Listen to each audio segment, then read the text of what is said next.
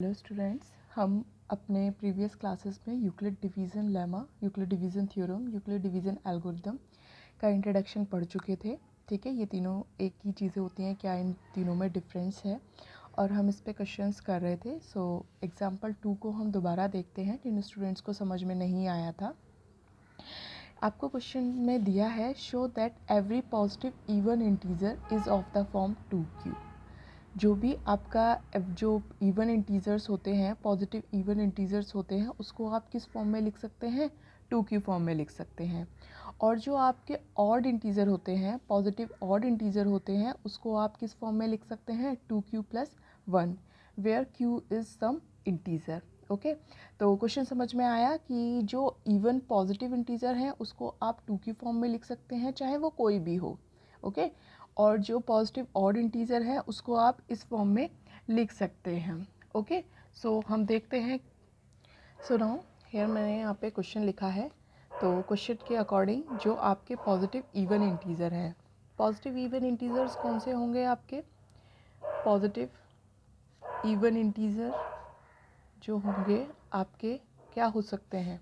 1 नहीं होगा, आपका होगा 2 4 6 8 10 12। ठीक है, इस तरीके से आएंगे आपके जो पॉजिटिव इवन इंटीजर आएंगे। और जो आपके पॉजिटिव ऑड इंटीजर आएंगे वो किस तरीके से होंगे आपके? 1 3 5 7 then 9 then 11 then 13 like that. Okay, सो आपके जो पॉजिटिव इंटीजर्स होते हैं वो 1 से स्टार्ट होते हैं। तो 1 2 3 4 5 6 7 8 9 10 इस तरीके से आपके पॉजिटिव इंटीजर चलते हैं। हमने लिखा इवन इंटीजर्स कौन से होंगे? 2 4 6 8 10 12। एंड ऑड इंटीजर्स कौन से होंगे आपके? 1 3 5 7 9 11 एंड 13। ओके, लाइक दैट, इस तरीके से चलते रहेंगे।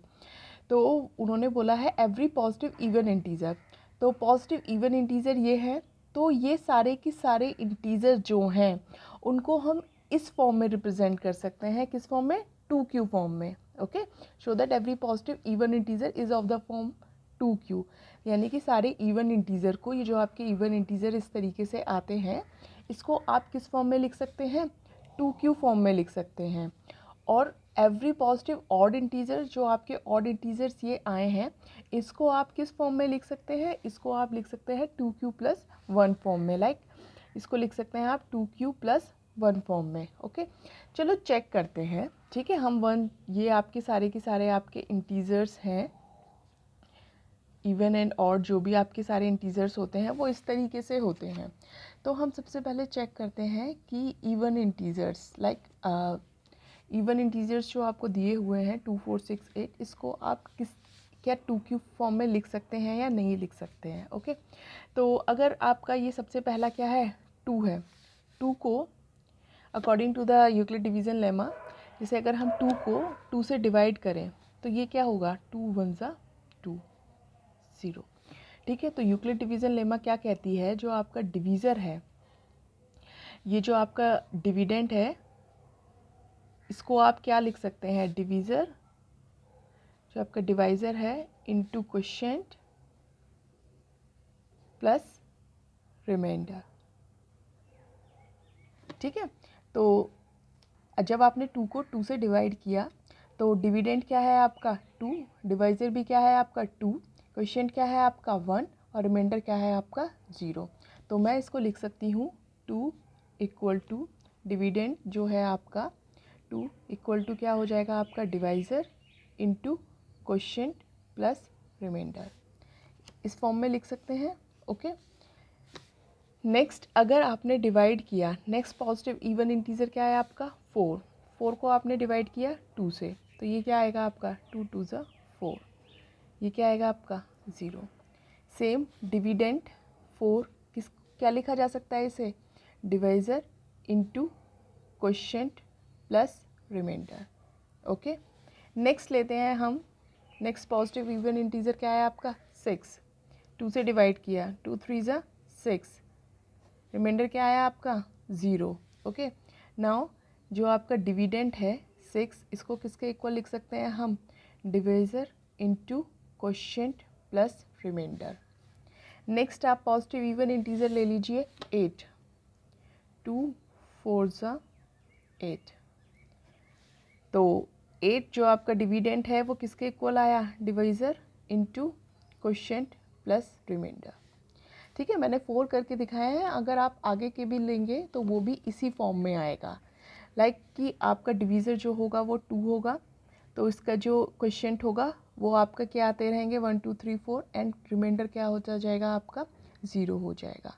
ओके, तो आपको पता है कि अगर किसी भी पॉजिटिव इवन इंटीजर, किसी भी पॉजिटिव इवन इंटीजर की बात हो रही है, मैंने यहाँ पे 2 के लिए दिखाया, 4 के लिए दिखाया, 6 के लिए दिखाया, 8 के लिए दिखाया, तो इन जनरल मैं बोल सकती हूँ कि यहाँ पे अगर कोई पॉजिटिव इंटीजर आपका क्या हो, ए हो, वो किसके बराबर आएगा। देखो 2 तो चेंज नहीं हो रहा क्योंकि डिवीज़र क्या है 2 है, 2 इंटू क्वेश्चन चेंज हो रहा है आपका 1 2 3 4, तो इन जनरल मैं कह सकती हूँ कि वो क्या आएगा, क्यू आएगा, प्लस रिमाइंडर क्या है आपका 0 है। ओके, तो इसको आप क्या लिख सकते हैं, a इक्वल टू 2q लिख सकते हैं क्योंकि आपका रिमाइंडर क्या है 0 है। ओके, तो किसी भी पॉजिटिव इवन इंटीजर को जो आपकी फॉर्म आ रही है वो क्या आ रही है, a इक्वल टू 2q। ठीक है, यही तो क्वेश्चन में बोला था कि जो पॉजिटिव इवन इंटीजर है उसको आप किस फॉर्म में लिख सकते हैं, उसको आप 2q फॉर्म में लिख सकते हैं। ओके, सो आप यहाँ से समझ सकते हैं कि a इक्वल टू क्या आ गया आपका 2q, किसके लिए, पॉजिटिव इवन इंटीजर के लिए। ओके, सो और अगर इसको हम दूसरे तरीके से करें जो आपकी बुक में दिया हुआ है, तो वो क्या हो जाता है आपका कि आपको पता है कि आपने कोई भी positive, let a positive even integer equal to क्या मान लिया आपने, ए मान लिया, क्योंकि आपका क्या होता है किसी भी पॉजिटिव इवन इंटीजर की हम बात कर सकते हैं, तो इन जनरल हमने क्या ले लिया, ए ले लिया। ठीक है, और बी जो है आपका, जिसको आपका जो डिवाइज़र है वो आपने क्या ले लिया, 2 ले लिया। ओके, तो आपका क्वेश्चन तो डिफरेंट डिफरेंट आएगा, लेकिन बी जब अगर 2 है तो रिमाइंडर क्या है, रिमाइंडर क्या पॉसिबल होगा, रिमाइंडर हमेशा डिवीज़र से छोटा होता है, तो रिमाइंडर पॉसिबल होगा या तो आपका 0 आएगा या आपका 1 आएगा। ओके, तो according to the Euclid division lemma, Euclid division lemma क्या कहती है आपका कि कोई भी जो इंटीजर होगा वो किसके बराबर होगा, आपके divisor into quotient plus remainder. Okay, यही तो कहती है। तो आपका कोई भी इवन अगर इंटीजर ले लें, हम इवन पॉजिटिव इंटीजर ले लें, डिवीज़र आपका 2 है, तो क्वोशिएंट प्लस रिमाइंडर या तो 0 होगा या दूसरी कंडीशन क्या होगी, रिमाइंडर क्या आएगा आपका 1 आएगा। ओके, तो इसको क्या आप लिख सकते हैं 2q, और इसको क्या लिख सकते हैं आप 2q प्लस 1। तो देखो दो ही तो कंडीशन आ रही हैं, इसमें आपको पता है ये क्या है आपका एक ऑड नंबर है, ये क्या है आपका इवन नंबर है, इसलिए किसी भी पॉजिटिव इवन इंटीजर को आप इस फॉर्म में रिप्रेजेंट कर सकते हैं, और किसी भी पॉजिटिव ऑड इंटीजर को आप किस फॉर्म में रिप्रेजेंट कर सकते हैं, 2q प्लस 1 फॉर्म में। ओके, मैंने आपको इवन इंटीजर का करके दिखाया, सारे के सारे जब मैंने इवन पॉजिटिव इवन इंटीजर्स लिए तो वो किस फॉर्म में आ रहे हैं, 2q फॉर्म में आ रहे हैं। और जो पॉजिटिव आपके ऑड इंटीजर होंगे, ये क्या है आपका ऑड आ रहा है, जो पॉजिटिव ऑड इंटीजर होंगे वो किस फॉर्म में लिखे जाएंगे, 2q प्लस 1 में। ठीक है, तो मैंने यहाँ से आपके इवन इंटीजर्स के लिए दिखाया था अभी। ओके, अब लेट्स चेक करते हैं आप अपने ऑड इंटीजर के लिए। ठीक है, तो आप सबसे पहले 1 को डिवाइड कीजिए। 1 को अगर मैं 2 से डिवाइड करूं तो ये आपका क्या हो जाएगा, इसको आप क्या लिख सकते हैं, 1 को आप लिख सकते हैं 2 इंटू 0 प्लस 1। ठीक है, नाउ नेक्स्ट इज़ 3 को अगर मैं 2 से डिवाइड करूं तो ये क्या आएगा आपका, इसको आप क्या लिख सकते हैं, 3 को आप लिख सकते हैं 2 इंटू 1 प्लस 1। नेक्स्ट आप सेम नेक्स्ट ऑड इंटीजर लीजिए, इसको जब 2 से डिवाइड करेंगे तो ये क्या आएगा आपका, 5 को आप लिख सकते हैं 2 इंटू 2 प्लस 1। नेक्स्ट 7 को आप क्या लिख सकते हैं, 7 जो है वो आपका 3 टाइम जाएगा, तो ये हो जाएगा आपका 2 इंटू 3 प्लस 1। सेम 9 को आप क्या लिख सकते हैं, 2 इंटू 4 प्लस 1। ठीक है, तो इस तरीके से जो आपका जर्नल पैटर्न आएगा, तो अगर आपका कोई भी पॉजिटिव ऑड इंटीजर है लाइक ए, तो उसको अगर आप 2 से डिवाइड करेंगे तो आपका जो क्वेश्चन होगा, क्योंकि देखो क्यू तो चेंज हो रहा है तो हमने जनरली लिख दिया क्यू, प्लस रिमाइंडर हमेशा क्या आ रहा है आपका 1 आ रहा है। ठीक है, तो according to the Euclid division lemma, अगर कोई भी आपका पॉजिटिव ऑड इंटीजर है उसको आप किस फॉर्म में रिप्रेजेंट कर सकते हैं, 2q प्लस 1 फॉर्म में रिप्रेजेंट कर सकते हैं, क्योंकि यूक्लिड डिवीज़न लेमा क्या कहती है आपकी कि जो आपका डिविडेंड है वो क्या इक्वल होता है, divisor into question plus remainder के। तो यहाँ पे अगर आपका कोई भी डिवीज़र जो है वो पॉजिटिव ऑड इंटीजर है तो उसको आप किस फॉर्म में रिप्रेजेंट कर सकते हैं, 2q प्लस 1, क्योंकि रिमाइंडर हमेशा क्या आ रहा है आपका, हमेशा क्या आ रहा है, 1 आ रहा है। ओके, तो अब समझ में आया। तो आप इस क्वेश्चन को किसी भी मेथड से कर सकते हैं। आप different even integer and odd integer को डिवाइड करके जर्नली आप ये वाली टर्म्स लिख सकते हैं, एक्सप्रेशन आप ये लिख सकते हैं। या फिर आप जो दूसरा मेथड आपको बुक में गिवन है कि आपने एक कोई इवन इंटीजर माना और डिवीज़र क्या माना, आपने 2 माना, तो रिमाइंडर की पॉसिबिलिटी क्या बनेगी, या तो 0 बनेगी या तो 1 बनेगी। इसको ही आप क्या लिख सकते हैं कि जो रिमाइंडर है होगा वो 0 से क्या होगा, बड़ा होगा या बराबर होगा, और छोटा क्या होगा आपका, 2 से आपका क्या होगा, छोटा होगा। तो यूक्लिड डिवीज़न लेमा क्या कहती है आपका कि कोई भी पॉजिटिव इंटीजर को दूसरे पॉजिटिव इंटीजर से डिवाइड किया जाए तो वो किसके बराबर होता है, divisor into question plus remainder. अब रिमाइंडर में आपकी कौन कौन सी पॉसिबिलिटी थी, या तो 0 है या तो 1 है, तो आपने यहाँ पे रख दी वैल्यू, बी की वैल्यू 2 आ गई, क्यू आपका कुछ भी हो सकता है, और रिमाइंडर की वैल्यू क्या हो गई आपकी, एक बार या तो 0 आएगी या फिर क्या आएगी, 1। तो यानी ए आपका कैसे एक्सप्रेस किया जा सकता है, या तो 2q प्लस 0 लिखा जा सकता है या फिर 2q प्लस 1 लिखा जा सकता है। तो 2q क्या है, मल्टीपल ऑफ 2 है, यानी कि 2 से डिवाइड हो रहा है, तो ये क्या होगा, एक इवन नंबर होगा, यानी इवन इंटीजर्स को आप इस तरीके से रिप्रेजेंट कर सकते हैं। और 2q प्लस 1 जो होगा ये क्या होगा आपका, एक ऑड नंबर होगा, यानी कि ऑड इंटीजर्स को आप इस तरीके से रिप्रेजेंट कर सकते हैं। दोनों ही मेथड सही है, आप दोनों में से कोई भी मेथड कर सकते हैं। ठीक है, आपकी बुक में जो गिवन है, आई होप सो अब आपको ये समझ में आ जाएगा। इसमें गिवन है let a b any positive integers and b equal to 0। ठीक है, एक कोई पॉजिटिव इंटीजर ए मान लिया जिसमें बी क्या है, 0 है, तो यूक्लिड डिवीज़न एल्गोरिदम के अकॉर्डिंग ए इक्वल टू क्या होता है, 2q प्लस आर।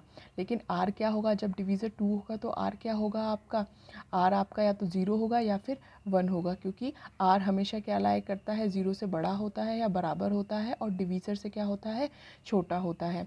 इसलिए ए या तो क्या होगा, 2q होगा, और या फिर ए क्या होगा आपका, 2q प्लस 1 होगा। तो ए 2q कब होगा, जब ए क्या होगा, एक इवन इंटीजर होगा। ठीक है, और पॉजिटिव ऑड इंटीजर होगा तो ये किस फॉर्म में होगा आपका, 2q प्लस 1 फॉर्म में होगा। नेक्स्ट एग्जाम्पल 3 भी आपका सेम इसी की तरह है। उसमें बोला है show that any positive odd integer is of the form p 4q plus 1 और 4q प्लस 3। ठीक है, अब आपको पॉजिटिव ऑड इंटीजर को शो करना है इस फॉर्म में या इस फॉर्म में। कोई भी पॉजिटिव ऑड इंटीजर हो सकता है, लाइक आपका हो सकता है आपका 1 3 5 7। ठीक है, इस तरीके के जो भी पॉजिटिव ऑड इंटीजर हैं उन सब को आप या तो ये लिख सकते हैं या फिर आप क्या लिख सकते हैं, ये लिख सकते हैं। ठीक है, तो सेम आप पैटर्न फॉलो कर सकते हैं, या तो आप इन सारे इंटीजर्स को 4 से डिवाइड करके दिखाएंगे। लाइक मैं अगर 1 को डिवाइड करती हूँ 4 से, तो ये क्या लिखा जाएगा आपका, ये 0 आएगा, यहाँ पे रिमाइंडर क्या बचेगा आपका, 1 बचेगा। ओके, तो इसको आप क्या लिख सकते हैं, 1 को आप लिख सकते हैं 4 इंटू 0 प्लस 1, यानी कि 4q प्लस 1। ठीक है, तो वो इस फॉर्म में आ गया। नेक्स्ट अगर आप देखें 3 को आप अगर 4 से डिवाइड करते हैं तो ये क्या आएगा आपका, तो यहाँ पे रिमाइंडर क्या बचेगा, 3, तो इसको क्या लिख सकते हैं आप, 4 इंटू क्यू प्लस 3। यहाँ पे क्यू क्या है आपका, 0 है। ओके, नेक्स्ट 5 ले लीजिए, 5 को आप अगर 4 से डिवाइड करेंगे तो ये क्या जाएगा आपका, 1, यानी कि इसको आप क्या लिख सकते हैं, 4 इंटू क्यू प्लस 1। ठीक है, सो या तो आपका क्या आएगा, 4q प्लस 1 आएगा, या फिर आपका क्या आएगा, 4q प्लस 3 आएगा। या तो आपका क्या आएगा, 4q प्लस 1 आएगा, या फिर क्या आएगा, आप 4q प्लस 3 आएगा। आप नेक्स्ट 7 को भी डिवाइड करके देख सकते हैं 4 से, तो ये जाएगा आपका तो इस 7 को आप क्या लिख सकते हैं, 4q + 3। ओके, तो कोई भी आपका पॉजिटिव ऑड इंटीजर है उसको आप या तो 4q + 1 लिख सकते हैं या 4q + 3 लिख सकते हैं। ओके, तो इसको देखते हैं, या तो आप इन 4-5 नंबर को आप डिवाइड करके पैटर्न शो कर दीजिए, या फिर आप मान लीजिए कि एक पॉजिटिव इंटीजर है a, पॉजिटिव ऑड इंटीजर है आपका a, और उसको हमने डिवीज़न एल्गोरिदम अप्लाई किया जहाँ पे b क्या है, डिवीज़र क्या है आपका 4 है। जब आपका डिवीज़र 4 है तो रिमाइंडर क्या होगा आपका 4 से छोटा होगा, 0 से बड़ा होगा या 0 के बराबर होगा। तो रिमाइंडर जब 0 से बड़ा या बराबर होगा और 4 से छोटा होगा तो रिमाइंडर की क्या क्या पॉसिबिलिटी है, या तो रिमाइंडर क्या होगा 0, या फिर होगा 1, या फिर होगा 2, या फिर होगा 3, क्योंकि 4 से क्या है, छोटा है। ओके, तो जब हम इस डिफरेंट वैल्यूज़ को, आपकी जो यूक्लिड डिवीज़न लेमा जो है आपकी, वो क्या कहती है आपकी a = क्या होता है आपका BQ + R। इसमें जब हम इसमें वैल्यू रखेंगे तो B की वैल्यू तो क्या हो जाएगी 4, और Q आपका कुछ भी हो सकता है, और R की वैल्यू जब आप 0 रखेंगे तो क्या आएगा 4Q + 0 यानी 4Q। R की वैल्यू 1 रखेंगे, ये वाली सेकेंड वैल्यू रखेंगे तो क्या आएगा यहाँ पे 4Q + 1।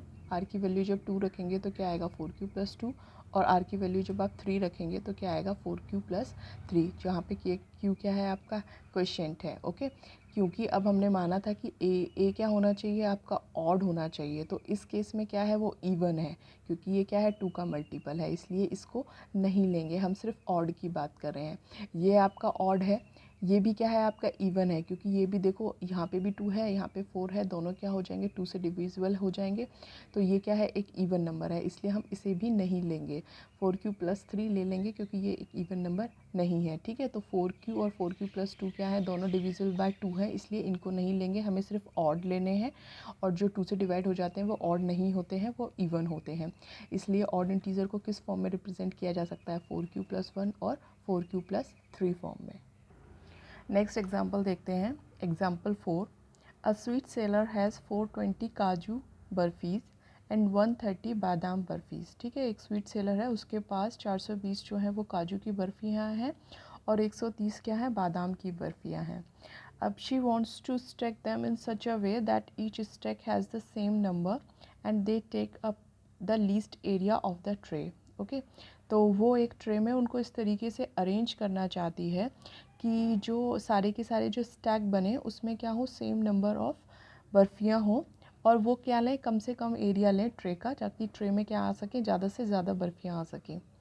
What is the maximum number of barfis that can be placed in each stack for this purpose. ठीक है, तो उस ट्रे में अरेंज करके उस एक स्टैक में ज़्यादा बर्फ़ियाँ आने लगे तो कितनी बर्फ़ियाँ एक स्टैक में रखी जाएँ।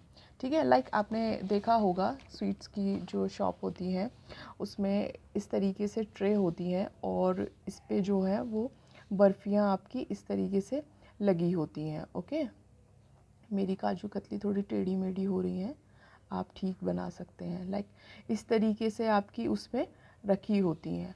ओके, तो ये कहना ये चाह रहे हैं कि ये जो आपके सारे के सारे स्टैक बनाए हैं इसमें क्या हो, मैक्सिमम बर्फ़ियाँ आएँ, मतलब ऐसा नहीं हो कि यहाँ पे खाली जगह छूट जाए और यहाँ का एरिया, अगर यहाँ पे खाली जगह छूटेगी तो वो क्या आएंगी आपकी यहाँ के एरिया में लेंगी, तो इसलिए मैक्सिमम एक स्टैक में रखी जाएं ताकि जो आपका एरिया हो जाए वो क्या हो जाए, ज़्यादा से ज़्यादा कवर हो जाए, यानी कि ज़्यादा से ज़्यादा बर्फ़ियाँ आपकी आ जाएं। ठीक है, मैक्सिमम एरिया को आप यूज़ कर सकें। एक स्टैक में अगर आप ज़्यादा बर्फ़ियाँ रखेंगे तो ज़्यादा बर्फ़ियाँ इस ट्रे में आ सकती हैं, अगर आप इस स्टैक में कम बर्फ़ियाँ रखेंगे तो ये बर्फ़ियाँ कहाँ जाएंगी आपकी, इधर जाएंगी, तो वो क्या लेंगी आपका ज़्यादा एरिया लेंगी। ठीक है, तो आपकी काजू की बर्फ़ियाँ कितनी हैं आपकी 420 हैं, ये आपकी कितनी है आपकी 420 है। इसमें कुछ बादाम बर्फ़ियाँ भी हैं।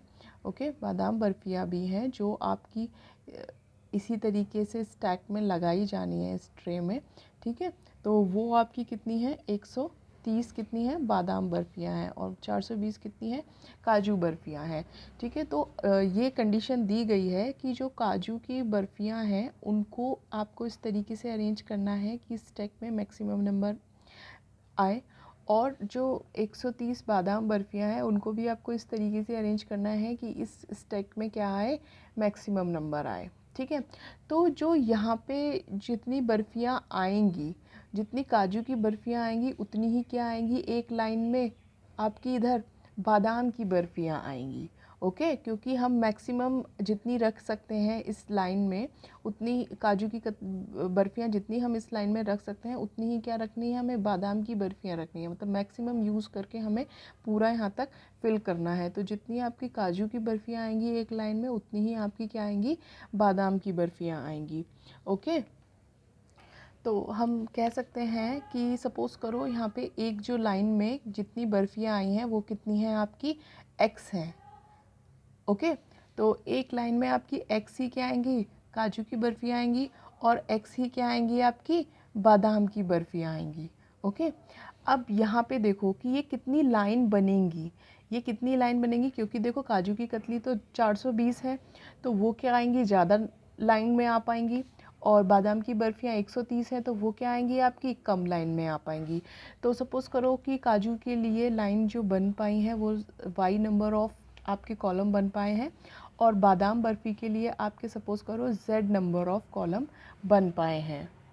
अब देखिए, अगर जैसे सपोज़ करो कोई ट्रे है, उसमें यहाँ पे आपकी ये 3 बर्फ़ियाँ आई हैं आपकी इस तरीके से, और आपकी जो ये लाइन बन पाई हैं बर्फ़ियों की, वो आपकी बन पाई हैं टोटल सपोज़ करो 4 लाइन बन पाई हैं। ठीक है, तो अब इसको काउंट करेंगे तो कितनी आई हैं, 1 2 3 4 5 6 7 8 9 10 11 12, टोटल कितनी बर्फ़ियाँ आ पाई हैं इसमें, 12 आ पाई हैं। ओके, यानी यहाँ पे कितनी थी, 3 थी, और यहाँ पे कितनी थी, 4 आई हैं। तो इसको आप क्या लिख सकते हैं, 3 इंटू 4। ऐसे भी तो निकाल सकते हैं कि टोटल बर्फ़ियाँ कितनी आई हैं आपकी, 12 आई हैं। कब, जब यहाँ पे कितनी रखी गई हैं, 3, और यहाँ पे कितनी लाइन बनी गई है उनकी, 3 बर्फ़ी की कितनी लाइन बनी गई है, 4 लाइन बनी गई हैं। तो यहाँ पे आपकी कितनी बर्फ़ियाँ आई होंगी, 3 इंटू 4 मतलब 12 आई होंगी।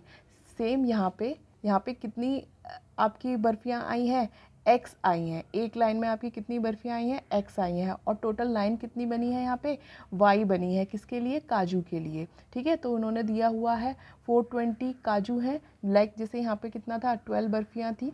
ठीक है, तो यहाँ पे ये x है, और यहाँ पे जो 4 रोज़ हैं ये आपका y है, और ये कितना है आपका, जितनी आपकी काजू की कतली दी गई है, यानी कि सपोज़ करो 420।